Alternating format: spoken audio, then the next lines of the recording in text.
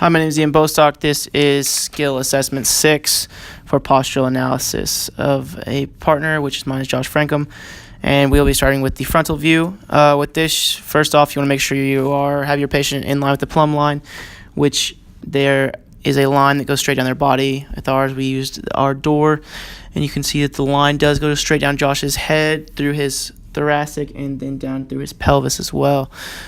With this, we are going to assess first off Josh's head.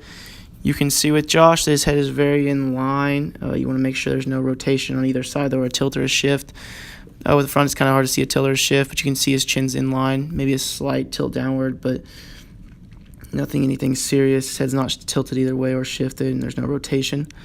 The next thing we want to look at is the shoulders. For shoulders, looking for elevation. For Josh, or depression. For Josh, you can see that he may have a slight elevation on his right or his left. You can see that his trap may be a little more elevated on the left side. The next area is rib cage. Here you can also assess the distance between the elbow and the ribs, or the body, of course. This is just to see if his arm has any carrying angle that may differ from side to side. But at the rib cage, you're looking for elevation of the ribs or rotation. And on Josh, you can see there is no elevation or rotation on either side. Something else you're going to assess in the rib cage and even at the chest and shoulder area is the nipple line on men. For women, you're just going to disregard this, but the nipple line, you can see that Josh does have a slight depression on his left side, which we should note in evaluations. The next area is the pelvis. With the pelvis, we're going to assess the ASIS, and you want to see if there's any rotation clockwise or counterclockwise. With Josh, you can see there is a slight elevation on the left side of his body. So you want to note that there's elevation on the left side.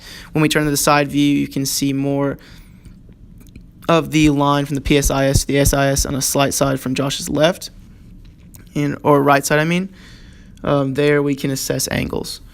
At the knees, you will look for if they're in or out, if they're pointed in or pointed out. With Josh's knees, you can see that his left knee may be in slightly and his right knee is a neutral position. This could be from sports or other activity that have caused this. The next area we will look at is Josh's ankles and feet. You can see that Josh's right leg is everted out quite a bit. You can see that from the tape line at his medial malleolus, and you can see that his left ankle also, or foot I mean, also has a very slight eversion. Some people may be inverted, and what you want to note for those is both, and then even the neutral position. The next area of Josh's body we'll look at is the side view. With this, we're going to assess many of the same things. To start with the head, you want to look for forward movement or some retraction. For Josh, you can see it has a slight forward motion. The next area you want to look at is cervical spine. For the cervical spine, you want to look at if it's kind of in. On Josh, you can see that it's a very neutral, so it's not flat or excessive extension. You can see that Josh is in a pretty neutral position. The next is thoracic spine, upper and lower. With the upper, you want to make sure that it is neutral. For them as a curve. So you can see that Josh is in a neutral position. There's no excessive curvature or any decreased extension, or decreased flexion, sorry. With the lower, you can see that it's also in the curved position, no excessiveness. The next is lumbar spine, which is in like the cervical spine. With lumbar spine, you can see that Josh may have a little bit of excessive extension there. It's not very flat, but it is in, and it curves in a lot more than you want it to. The next area assessed is the pelvis and hip joints. With the pelvis and hip joints, you're going to see that Josh's pelvis may have a slight anterior tilt on at least his right side. There you can see that it is tilted anteriorly. Also, there you can point out Josh's hip joints that he may be a little extended. There you can also look at the line, an angle there 10 to 15 degrees from the PSIS to ASIS. Josh's angle when we measured it was about 10 degrees. So right there he's probably about average. There's really nothing on that side. His left side did show a slight decrease though. The next area we're going to look at is the knees for Josh. Josh seems to have a little bit of hyperextension. He's not very flexed, but he is a little hyperextended. there on both sides when measured. The next thing you're going to look at is his ankles. Josh does evert his feet a little bit, which causes a little bit of dorsiflexion, but most of all, he's in neutral position, at least on his right side. His left side had a small amount of dorsiflexion. The next area we're going to look at is Josh's back view. For here, we are going to assess the same areas as well. Starting at the head, we can see that it lines up very well straight down the line. The next area you want to look at is if there's any areas in the spine that curve in any way. You can see that Josh has a very straight back down the line.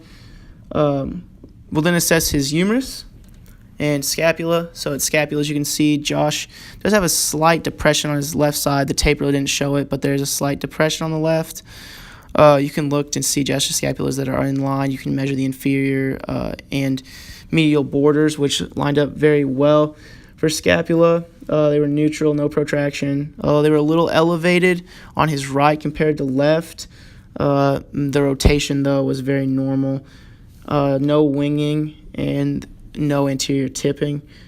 With his humerus, you see they're in a neutral position for his right, or for his left and right. His left was a little more interiorly rotated, or medially rotated, which just shows that Josh's carry angle may be a little different on his left.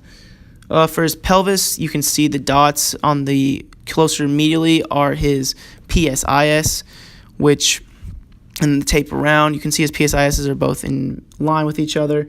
No rotation there. The next area we want to look at is his femurs, if they're straight or medial or laterally rotated. With Josh, you can see there's not a lot of rotation. Both are in line at a good level. And the last part, of course, is Josh's feet. You can see there, once again, Josh has eversion going out. His toes point out. Really no change in the knees. Once again, you can see if you look up the kinetic chain, though, into Josh's knee, that his right leg does come in just a little bit. It bows in, while his left leg is in a neutral position.